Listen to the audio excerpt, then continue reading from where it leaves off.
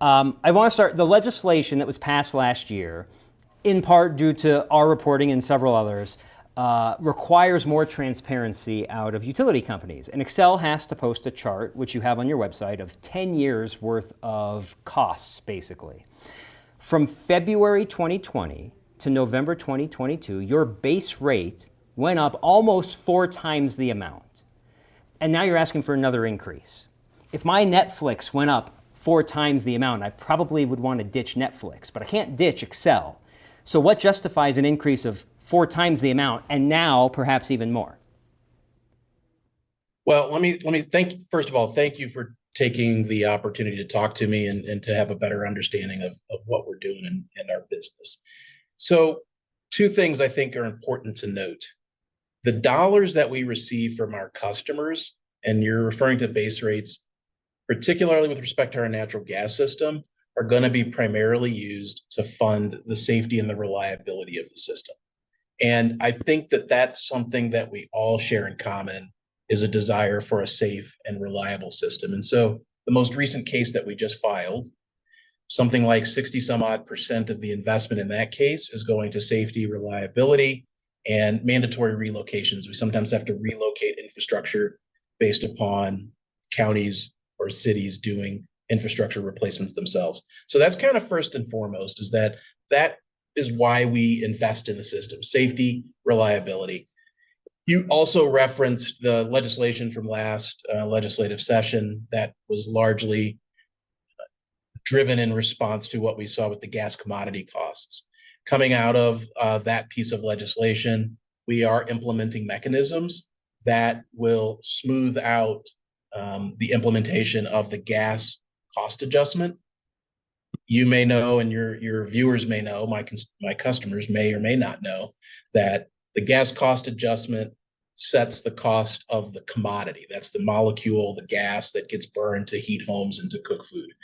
We buy that wholesale and we don't charge any markup on that. So when that fluctuates up or down, customers realize that immediately. So we file quarterly updates and adjustments to the gas commodity.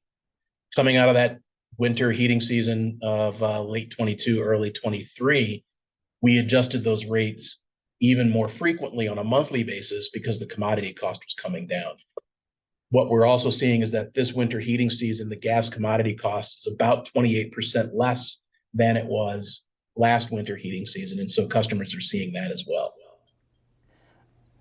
I am not kidding. On my list of questions, my second question talks about safe and reliable, which you said several times in that answer. You say safe, reliable, and resilient often. Are they like magic words that if you say those words, you can justify the expenses and justify the rate increases? I wouldn't view them as magic words. I would view them as a true reflection of the obligation that we have. We know that with respect to both gas and electric, our customers deserve and expect. They expect their homes to be heated on cold nights. They expect the lights to be there to light the darkness. And we enjoy a high level of reliability. We also know that in order to maintain the safety of the system, we've got to do preventative maintenance. We have to do inspections. And so I view them as magic words only to the extent that it's a solemn obligation that we have to our customers and our friends. Why do you say it so much? Safe and reliable. Well, because I think that it's important, and you've heard me say this before, as good stewards of our customers' dollars, they should understand where those dollars are going. And I think one of the things that you said is that we have a lot of transparency with respect to the increases in our base rates. We also have a very transparent process at the commission. And we don't just get to arbitrarily change the price of our commodity or the price of our product like Netflix does. We seek a rate increase and we have a proposal that we submit to the Public Utilities Commission. And through that public and transparent process, that's the process by which we are allowed to increase our rates. But in order to do that, we have to justify to the commission and other stakeholders what we intend to do with those dollars. And I think it's important that people understand we're not just arbitrarily raising rates, number one, and it's important for people to understand what we're doing with their dollars. Are you an Xcel customer? I am gas and electric. Are you happy with your bill? I am happy with my bill to the extent that I understand, probably more than the average customer or viewer. I understand what's required to provide the product that we provide, and I understand what's required to provide the service that I also know, and I will say this to you, Marshall, that I appreciate that there are certain of our customers that do have a harder time paying their gas and electric bill than do I. I'm very fortunate and very blessed. And so I have a greater insight into where those dollars are going, what's required to run the system. And so, yes, I'm happy with the value that I receive for my dollar.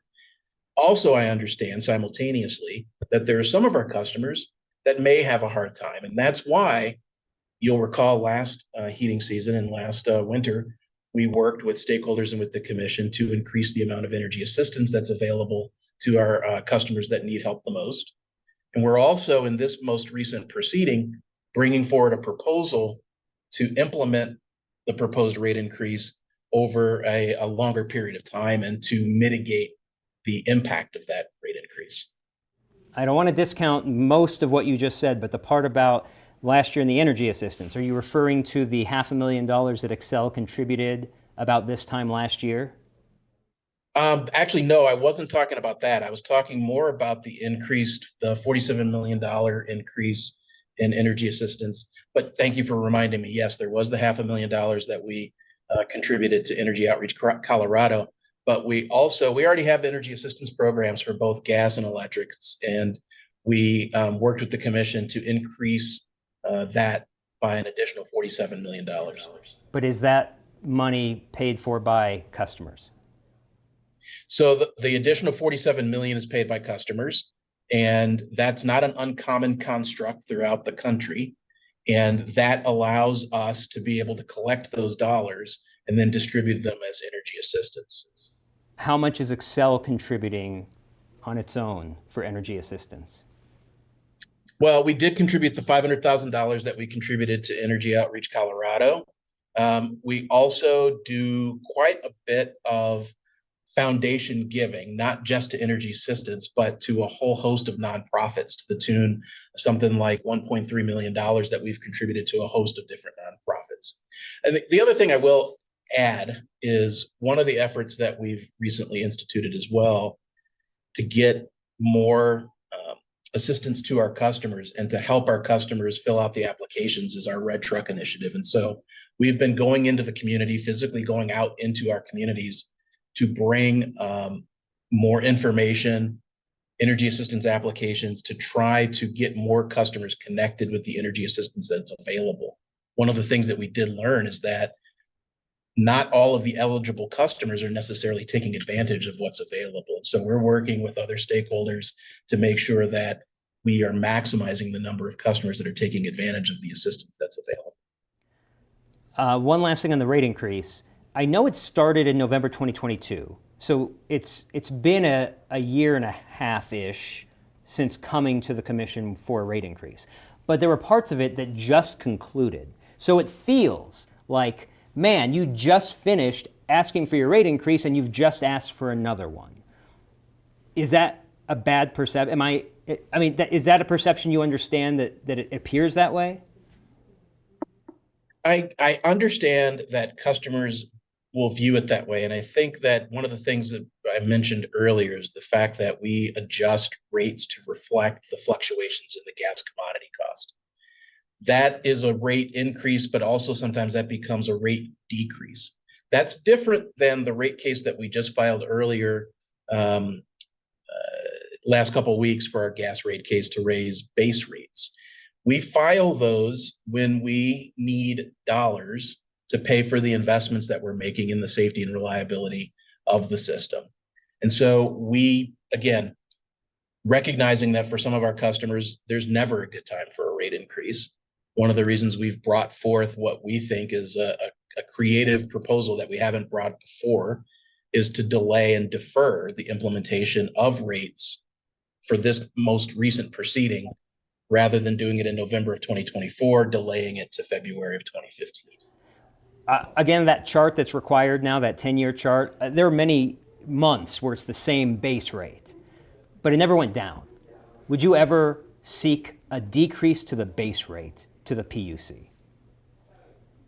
There have been instances where utilities have done that.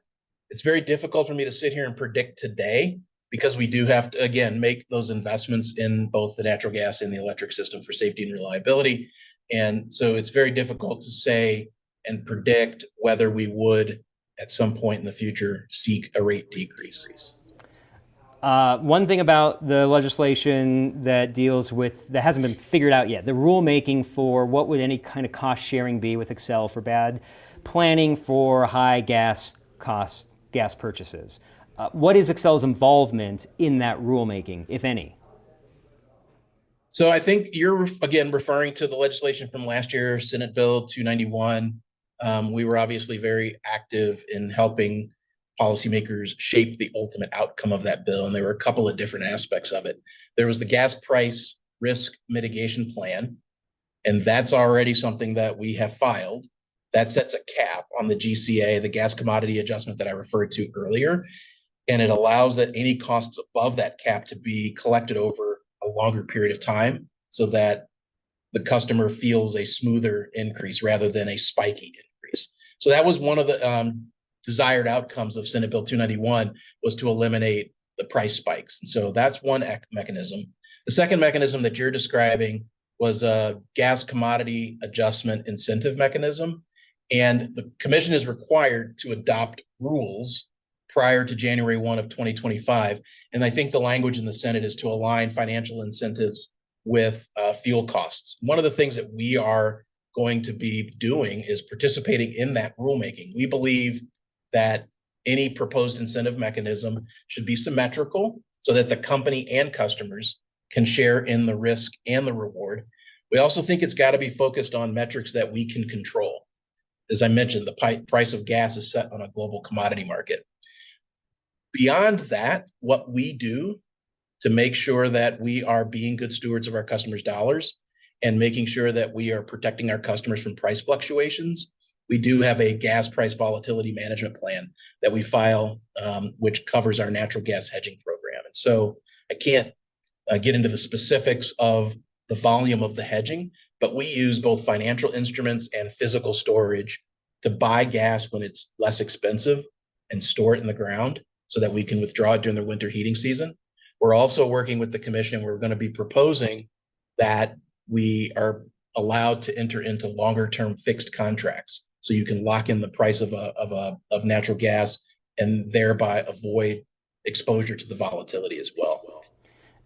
You said, I think, and I'm going to paraphrase, during one of the committee hearings for that legislation last year, that if it passed, Xcel might need to invest elsewhere, or it would change how you determine your investments. So what is Xcel no longer doing in Colorado because that legislation passed? Well, to the extent that I said that, I don't remember the exact words, and I'm relatively confident that you're not quoting me precisely.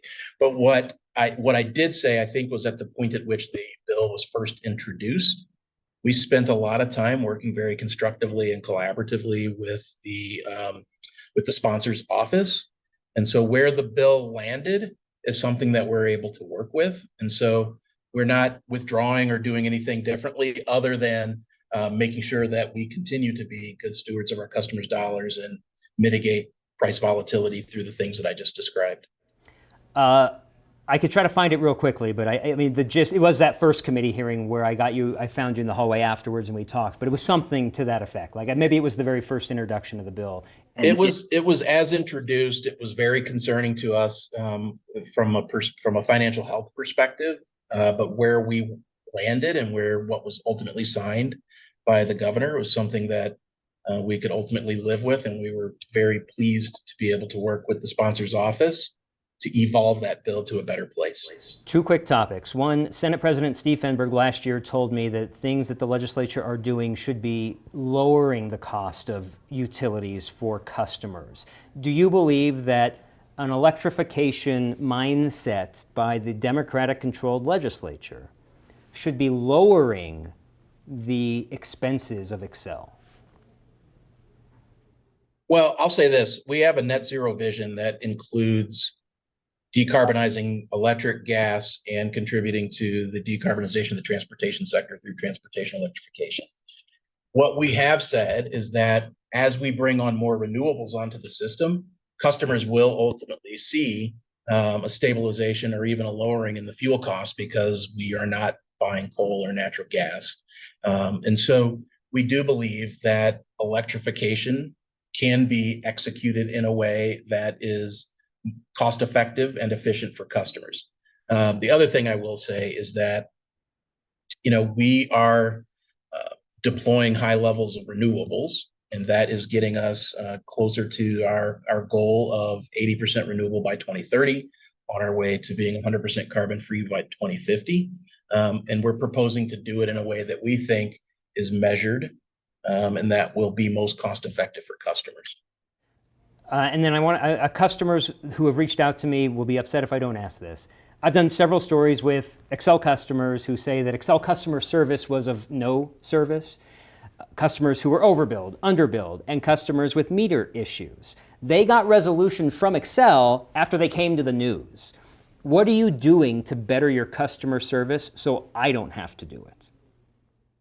Thanks for the question. It is always, and you've heard me say this too, it is always my desire to provide outstanding and excellent customer service. We have to act like a competitive business and treat our customers as if they are ours to lose. And it means, I would say this, I don't want a customer to have to come to you, Marshall, or go to the news to be able to seek resolution.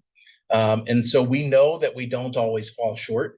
My job as the leader of the operations here in Colorado is to make sure that I am communicating with my coworkers and colleagues that customer service is job one. And I can tell you that we strive every day to provide outstanding customer service. We also know that we sometimes fall flat, and we try to make it right as quickly as we possibly can. But I know the 4,000 people that I work with get up and go to work every day with a servant's heart and with a desire to do right by our customers. And so I hope they don't have to call you, but we will work as quickly as possible to make it right when we have those, when we do fall short. That's the part where you're supposed to give your cell phone so they can reach out to you directly. Actually, it's not that hard to find me if they need to reach out to me directly.